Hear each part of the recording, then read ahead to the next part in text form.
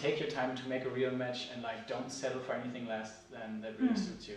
And I would rather let go of my goals and I don't know, postpone them somehow instead of keeping the pressure on me and getting stuck in a situation that is not good for me.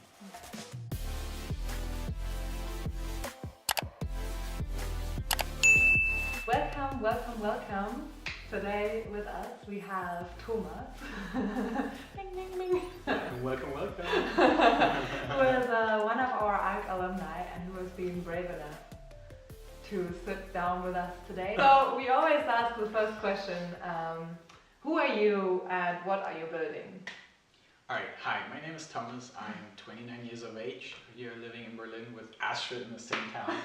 And I am building a program to help solve the global workforce crisis. We're helping companies to find employees, but also to keep them. So everything from, matchmaking, brand building towards being a good employer, all the way up to really keeping employees with culture development, with leadership development programs and everything in that. There's this heroification of entrepreneurs as well. Oh, yes. Yeah. And I'm curious, what were the hardest or maybe even the darkest moments for you on that journey?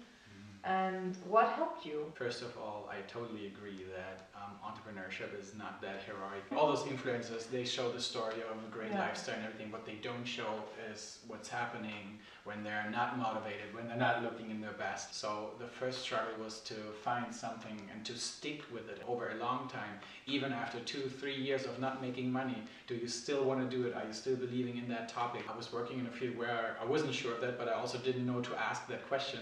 And it turned out that my light bulbs basically got turned off and I didn't have any electricity anymore and I couldn't buy food for 2 weeks. I got to a point where I don't know, people would call it a burnout, but I don't know, I was staring at a wall for 4 days and didn't know what to do. I was kicking my butt for feeling that way and for not being able to come up with a solution. When my mom told me to just let it happen, I said, all right, then I allowed myself to get out of bed and went to the gym.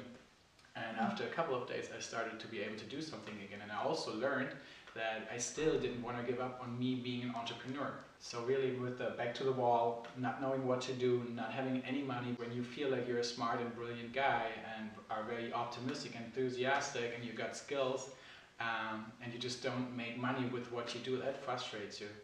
And it questions yourself a lot. And it kind of kills the self-esteem. And then you get into this vicious cycle of stuck emotion. Everything of that keeps you away from just being productive. This is basically the third obstacle, really being productive continuously. That about 80 to 90% of your work time needs to be sales. Yay. You believe in your product and you don't want to push yourself towards others every time. Yeah.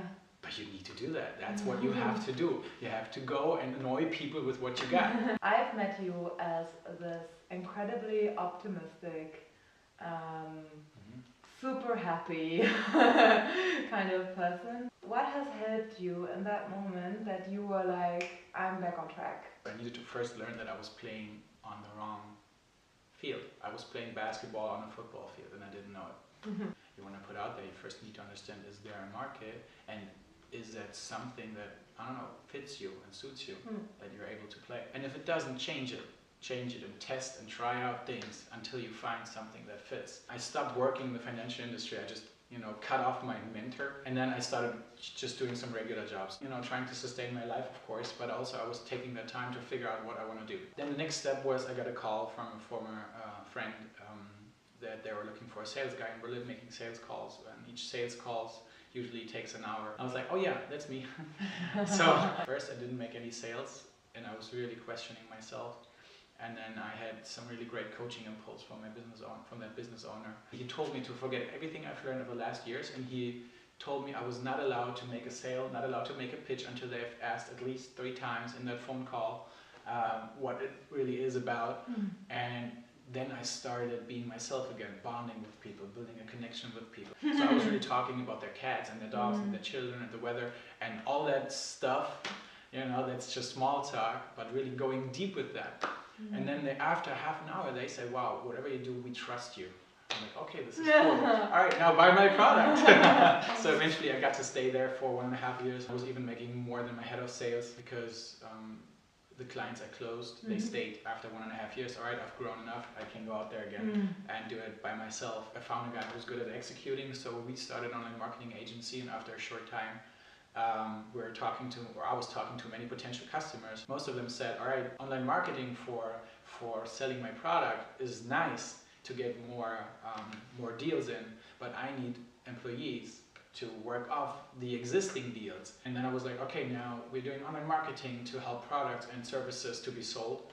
We can also use online marketing to promote a company and to promote open vacancies. And this is how we started doing e-recruiting and really digging into that. We're the #1 country in the world with the fastest growing, not placed employees, basically, right? Really? Now I have a question for you as well, because you are an ARC alumnus. Why did you join initially, and what did you actually get out of it? Well, I was looking for great people in my network in Berlin because I felt that the environment I had was not that amazing. What have I gotten out of it is so much more than just great people in the network. I have been able to really dive deep into my own personality and discover some parts of myself that I have not been taking care of, such as my personal pride. That means that I have been doing things, but I haven't really been myself. And so I could not have been able to be 100% authentic and help people as much as I want to. And also I have not been able to attract the people towards me and really persuade them or convince them that they're with me, they're in good hands. And once I found my pride back, I've been able to vocalize strongly when I disagree with others, because I've learned in a book back in the financial industry that you're not supposed to criticize or not to give feedback until you've been asked for that. People need to be led. They need someone to tell them what to do. Even business owners love when someone finally comes and tells them what to do, because they have to make so many decisions every single time. It's stress to 99% of the people. I am doing that now. I'm receiving much better results in my sales and my communication. Whatever. That's just one thing. For 10 years I've been in the personal development sector. I've been to different kind of seminars, from the great gurus to small people that nobody knows. And the ARC has been by far the best seminar / workshop / self-discovery that I've ever been to. It helps you extremely to really be straight on point, knowing what to do and being able to make decisions in your life to move forward in a much faster way. Thank you so much for all the nice things you said. For any of you who is watching this wants to participate, come and join us for a coffee chat, which are our 45 to 60-minute one-on-one super personal coaching sessions where one of our team members will sit down with you and really dig deep on what's holding you back, how you can use your biggest talents, passions and values to build something that inspires yourself and others, and hey, is the ARC the right organization for you to fuel your personal growth? With these words, wishing you a happy end of day, I guess. And we're gonna go party now. Alright. Okay, I'm not doing that. Outro!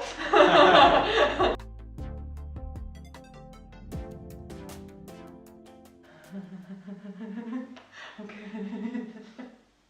Camera's on. Shit. Now everything is too late.